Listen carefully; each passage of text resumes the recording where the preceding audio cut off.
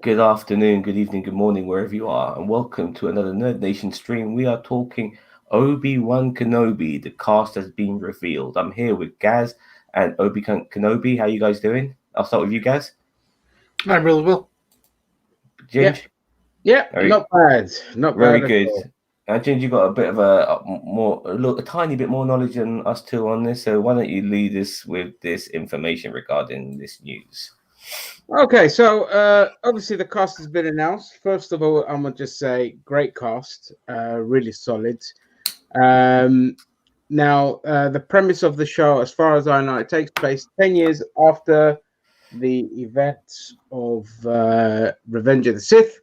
So that means Luke is 10 years old, Blair is 10 years old as well.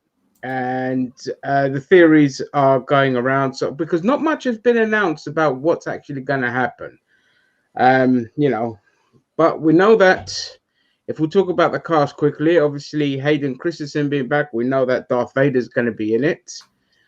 But the question is he just going to be flashbacks? That's something we could talk about later.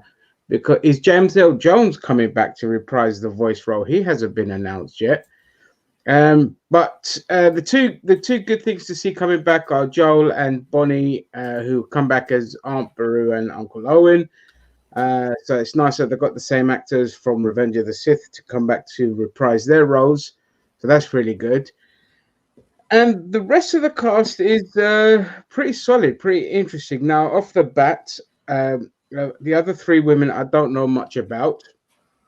Um, Kumail is supposedly a comedian or comedic actor. I don't really find him that funny or interesting.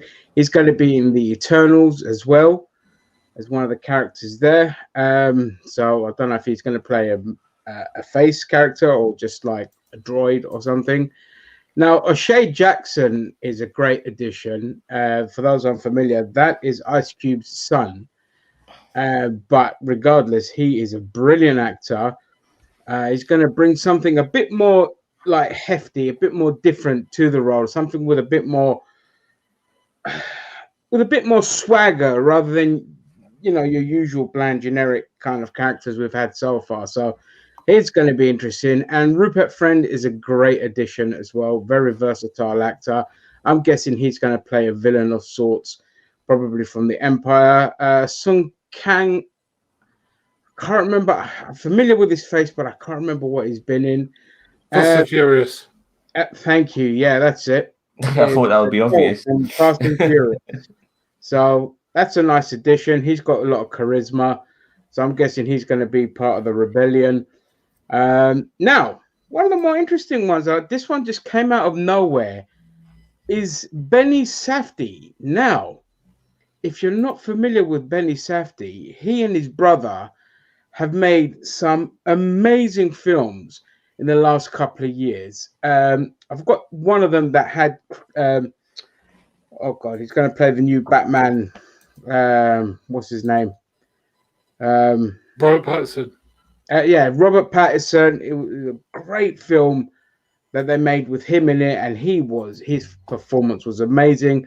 And of course, there is the film. I have a complete brain fart. The film he made with Adam Sandler just recently about the diamonds and the Jewish diamond dealers. Yeah, I forgot his name, but I know what one you're on about. Uncut Yeah. Gems. Uncut Gems, yeah. Uncut Gems. Gems. Thank you. So the Safdie brothers are fantastic, like young directors, and that. But it'll be interesting to see who Benny Safdie is going to play. He usually plays like a bit of an annoying dick or somebody who gets his comeuppance in his kind of films. So I don't know if he's going to play like a villain in this. If this leads to the Safdies directing some kind of Star Wars film, I think my dick will explode with joy. Because this stuff is like Uncut Gems is the tension, the pace at which that film flies by. You put that in Star Wars, my God, it'll be like something we haven't seen. So that's my knowledge on the cast. Now, director-wise, we have Deborah Chow coming in. I'm so excited for this because if you remember The Mandalorian, I think she did either 2 or 3 episodes, and they were the best ones. Her episodes were by far the best ones. They were the most critically acclaimed and the highest rated episodes. So the fact that, and I was screaming to say, you know what, just give Mandalorian to Deborah Chow. She's the right person for it. And then when they announced, the one good thing that Kathleen Kennedy's gotten right is saying that Deborah Chow is going to take on the Obi Wan Kenobi series, just puts this into a whole new realm of possibilities, especially with the action. And with Jedi's involved, it's going to be interesting to see what kind of like samurai style that they take on with an Asian kind of director. Her scenes are great, you know. Kathleen Kennedy being attached to this fills me with dread, because that's why the production has been so troubled already, because she's a producer, not Favreau and Filoni. So I'm a bit worried there. So before we move on to anything else, Gaz, we'll get your thoughts on the cast and directors and all that. Well, I know most of the cast. As I said, I know Indra Varma from Game of Thrones. The only one that sticks out to me is I don't think it really fits is Kamal Najali, because I mean, I know people are going to say, well, look at what Bill Burr did for The Mandalorian, but the thing that Bill Burr has is that he has that sort of like edge to his performances and stuff like that. Kamal Najali, everything I've seen of him, he's always this like happy-go-lucky guy. I don't think that's necessarily going to fit if they're going for a bit of a darker tone and death. So I'm not even sure what tone they're going to go for. I mean, like, Well, going to be I don't know, but it could be the comedic relief, probably. Yeah, I don't usually like comic reliefs, especially again. It's alright every once in a while, but if he's like there a lot, then I might not like it. Yeah. Like Bill Burr was funny in The Mandalorian, but he wasn't always comedic. You know, he'd be comedic sometimes, but he'd be serious others. You know. Remake friend, yeah, I like him. O'Shea Jackson, I agree with you. You know, he's going to hopefully give some. I'm hoping that maybe he's a. I mean, I'm not sure if I want him to be a bad guy or a good guy, because I think he could be better as a bad guy, because he does have that sort of like menacing quality to him. Because even though he's not a big fella, you know, there's something about him where he's a little bit threatening. He's got rebel written all over him personally. But I think he'll probably be a rebel, but he'll be great as a kind of like, you know, a gangster type character, underground type. I don't want to typecast, but what I mean is, you know, the ones that work in like Mos Eisley or Tatooine, like a Paul Bettany type from Solo, amongst those sort of lot. Something like that kind of, like a Cadia character would be great. Anyway, sorry, go on, Gaz.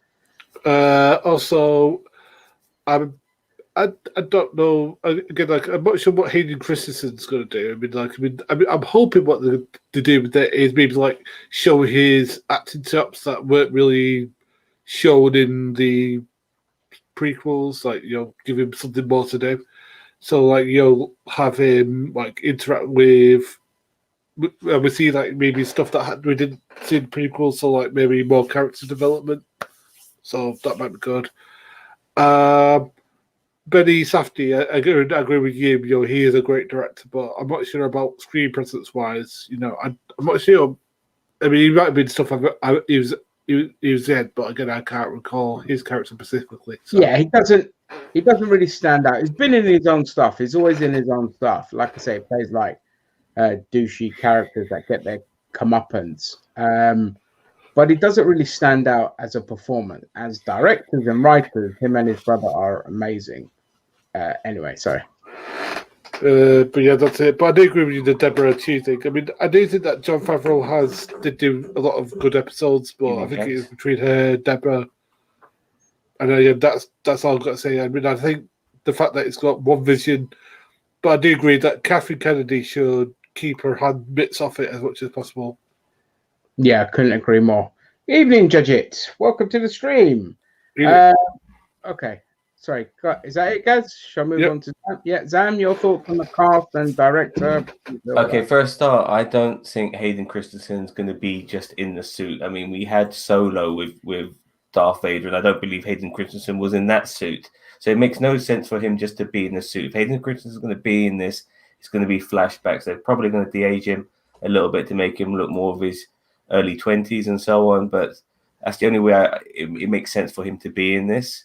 Maybe it'll add some more depth, and maybe it would add to the grief of what Obi Wan Kenobi is going through and how he feels he failed. Anakin Skywalker. It's good to see Joel Edgerton back.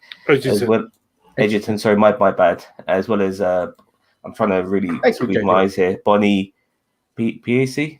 Yeah, Piesse. As Luke's adopted parents. Rupert, how you say it? Friend. My God, sorry, my eyes are just going for me here, man. I've got to zoom. Old age, man. It's all good. Don't worry. Let me just zoom this in. Okay, so as soon as I saw him, there was only one name that came to my mind as soon as I saw him, and that was Grand Admiral Thrawn. As soon as I saw him, I mean, just look at him in that picture alone. You could put him blue, and he's Thrawn right there and then. That's true. And Thrawn was around in some of the animated shows which was set around like the prequel era and just before the Empire era and stuff like that. So if we're going to introduce him into this show, that would be a good way to bring him in, I guess, even though he was obviously teased by Ahsoka and the Mandalorian. But nevertheless, I wouldn't mind seeing him here. Regarding the rest of the cast, I'm not fussed. You mentioned Kamel being a droid. I can see that. I can definitely see that. And by the way, if you've seen him for Eternals, he's absolutely hench as fuck. He's really put on the muscle. So who knows what he could play. If he played the bad guy, if he played a villainous role, that's the sort of shit I want to see. I love seeing serious actors playing comedic roles, and I love seeing comedic actors playing serious roles. I live for that shit. So if he plays a menacing bad guy, that would make my day. I don't know about the rest of the cast. I can't imagine what they may be. A mixture of maybe Imperial officers and rebels. Maybe an odd smuggler here and there. That's what I can see. Some of those sort of stereotypical sort of Star Wars sort of caricatures amongst those lot. Hopefully some of these people would be aliens. That would be nice too. Other than that, I'm not so sure because it's really hard to theorize from all of this. I don't even know some of these actresses. Oh yeah, that's the lady from Game of Thrones. Yeah, but yeah. Cool. Okay.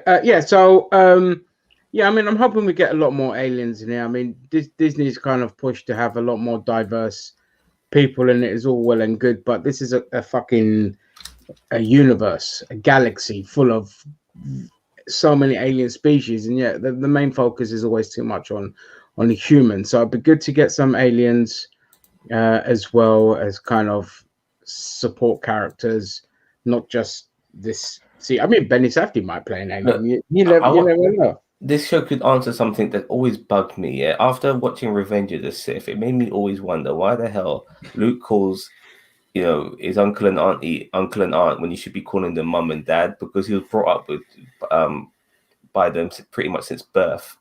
So that always bugged me that he never called them mum and dad, and so I feel that something like that should be. But it's not that.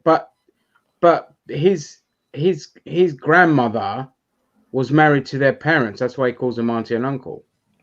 He doesn't. Yeah, but he kind of obviously came to this revelation of these things, but he was brought up with them since birth. So but they always talked about his father and things like that. Weren't they trying to keep it away from him because they didn't want him to know that he was a Sith, but he knew about his because it was always said like, what was my father like, kind of thing. Yeah, but that was obviously New Hope. But we saw him as there was nothing ever mentioned that his auntie and uncle told him who he genuinely was. I personally think they would have probably never wanted to tell him jack shit. But I think the revelation of that might come in this show. Hopefully, that maybe Obi Wan and the uncle, they have some disputes, and next thing you know, for overhearing, maybe Luke as a young boy finds out that what he thinks is his mum and dad are actually not, and then he ends up calling them by uncle, but he prefers calling them uncle and aunt because they're not his parents, and he finds out that his dad was a famous Jedi and all that shit. I don't know. No, but the thing is, again, like I said, I mean, they probably don't don't raise him as his kid, because again, they would probably be made aware of like their dad, or I can't remember if it was Uncle Owen or Aunt Beru's dad was married to his grandmother. You think that he'll be aware of all of these things? I'm sure he'll be aware of that part, and that's why he calls them auntie and uncle. He even calls them by their name. He even mentions. I just find those things weird, especially since birth. I mean, even look at them other than your mum and dad would be weird. You know what I mean? It's just, no matter how you think of them, they're your mum and dad. It's just, I find that so weird. Even their death should have instantly fucking made him dark side. Instantly. You know what I mean? But should have made him a lot more angrier. Yeah, exactly. Yeah.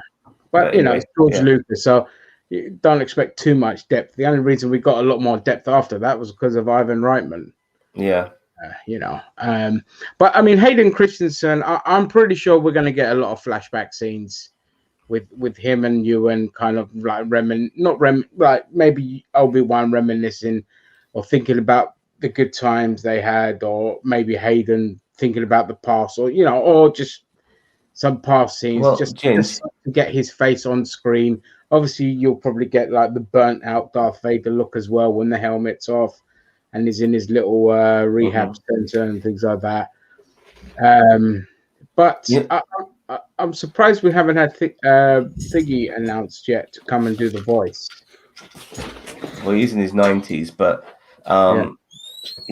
regarding Darth Vader and Obi Wan, some people are saying that they had another fight. They had a fight in between Revenge of the Sith and A New Hope. So when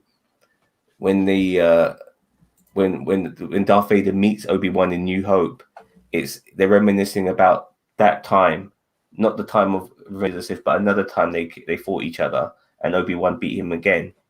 So apparently that's what they're leading up to. If they did that, honestly, that would be the most stupidest thing they ever did. I would never want them to do that.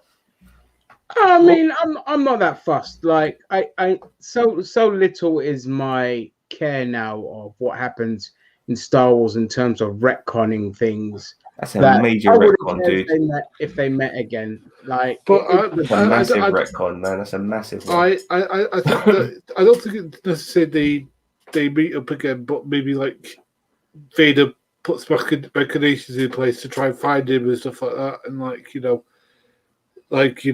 Obi-Wan has to keep him moving to try and, But he would have to sense his presence, and he said a presence that he hasn't sensed since fuck knows when. Yeah, you know what I mean? No.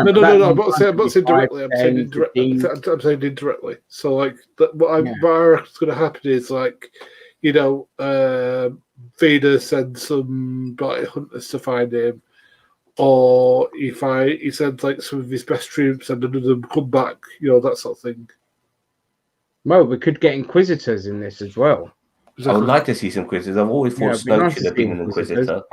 And we know that Disney aren't averse to using them because they had them in the game as well. So it's not like they're saying don't include them in. Yeah, but there's all this additional lore, and when there's an opportunity to use it, shit they created, they don't use it. It would have been much smarter to make Snoke an Inquisitor, but they never went down that route just in case people haven't seen the fucking cartoons.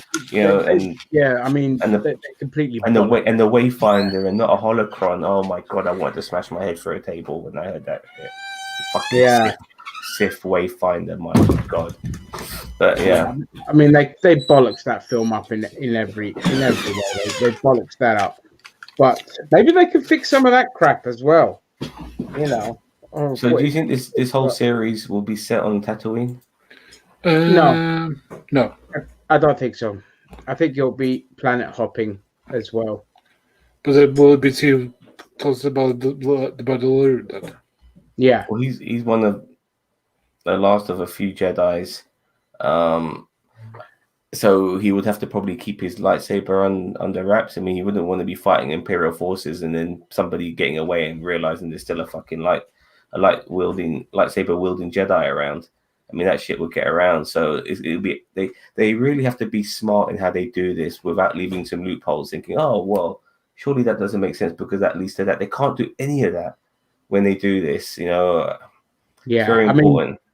I mean, what they can do is if they do flashbacks at the lead up to where he is now, and it's him trying to help other Jedi, and then obviously it goes wrong and all of that. Fine, but after that, if he's gone into hiding, yeah, then they have to be very careful how they proceed. One more thing is as well is like I don't want this to be like a glorified version of an episode of the A-Team, where like some people in some town are being done over by some Tusken Raiders or some other people, or Weequay or whatever, and they're harassing them, and then like Obi-Wan comes in to save the day and liberate those people. I don't want any of that shit. I really don't. It's so important that they've got well, that they've done that with originality. Mandalorian, so you don't want to step on like familiar territory. Well, they were going to do like some sort of like, lone wolf thing as well with Obi-Wan, but because they did that with the Mandalorian and they realized that Obi-Wan's script was following a similar path, they scrapped that idea, and thank God they did. Yeah, I'm glad they did. As I said, what I think's probably, as I said, makes more sense is like Vader sends people to try and find him because he wants to try and locate his son. And none of them come back, and he sort of like gets more and more pissed off as it gets on, and like maybe he turns to his Thorn, who's played by Rupert Friend there. No, that doesn't work, boss man, because he only realizes he has a son when fucking Emperor Palpatine tells him in Empire Strikes Back on that hologram call. He never found out. Emperor Palpatine told him. You remember? Mm-hmm. Oh yeah, shit. Yeah. So you had no idea that he has a son at this period in time. As far as he's concerned, his one kid, he didn't realize he was going to have twins. His one kid died, when he thought he killed Palpatine. Apparently, as far as he's concerned, he killed his kid. Yeah. You know what I mean? He died with Padme. Yeah.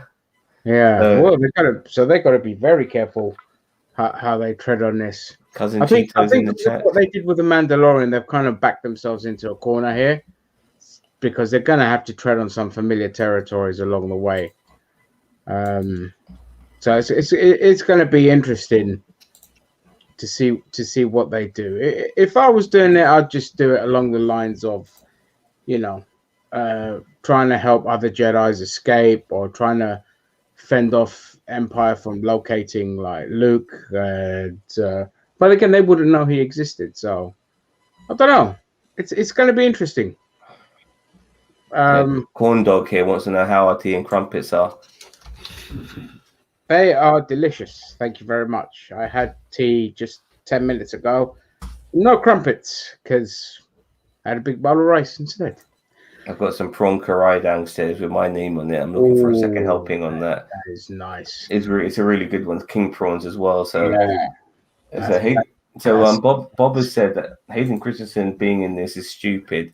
Well, as I already said earlier on, Bob, that I don't think he's going to be in the suit, because that makes no sense. He's going to probably be in flashbacks, and if it means fleshing out some of a younger Obi-Wan to a degree, even though he's reasonably fleshed out as a character now, I wouldn't mind that too much. I mean, you almost feel like Hayden Christensen has to be in this in some sort of capacity for the sake of the bloody fanboys, if anything.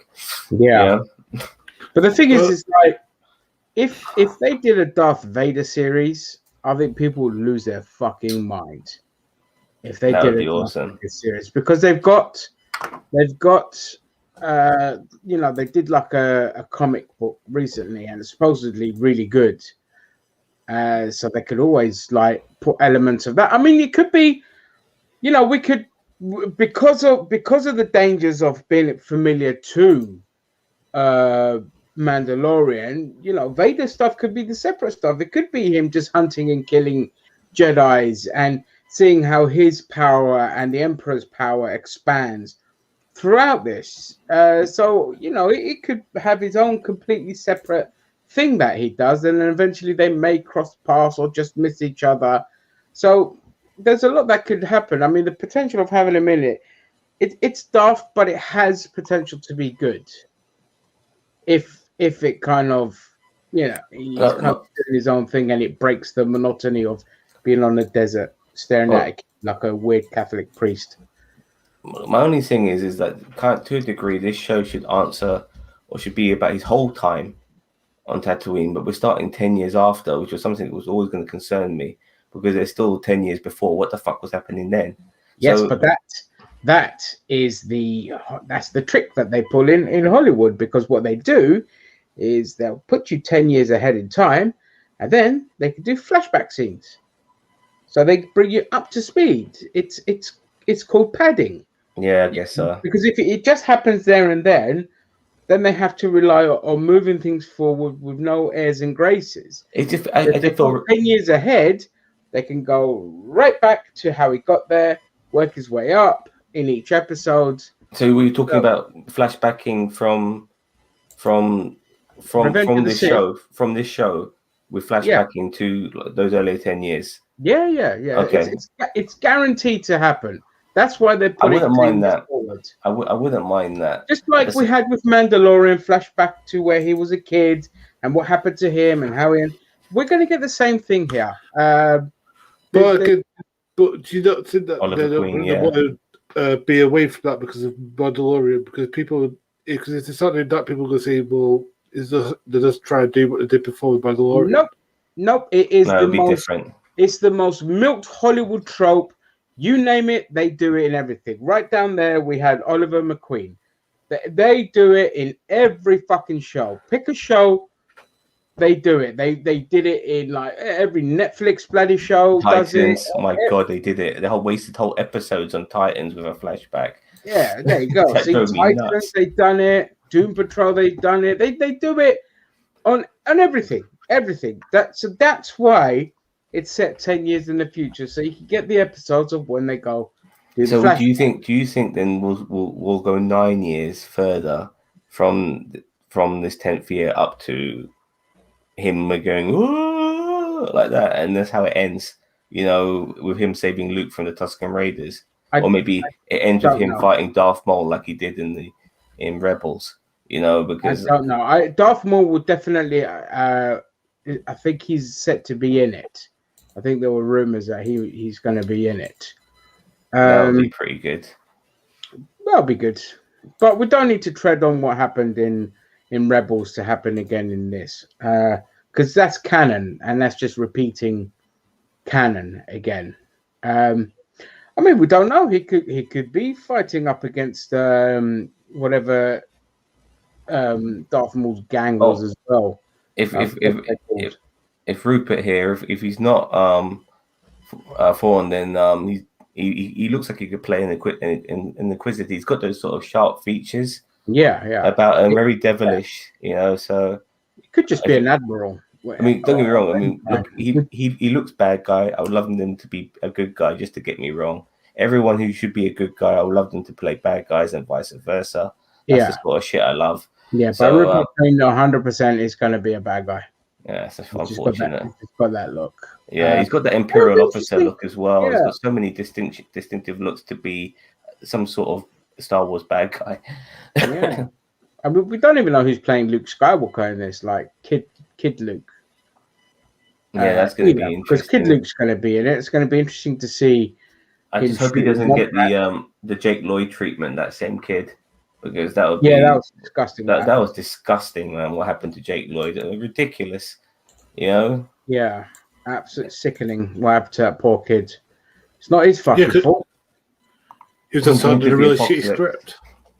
Yeah, he was just a victim of a shit script. Whether the kid can act or not is irrelevant. That's up to the director to kind of push him in the right way. Boss man, what do you think of Cousin Cheeto? That's the boss man. He's going to be all right. But boss, just so you know, for a joke, boss man thought Haywood from One Division was Apocalypse. So like me and Cousin Cheeto have been making fun of him ever since. Everyone's Apocalypse. I don't think they're going to be touching Apocalypse just yet.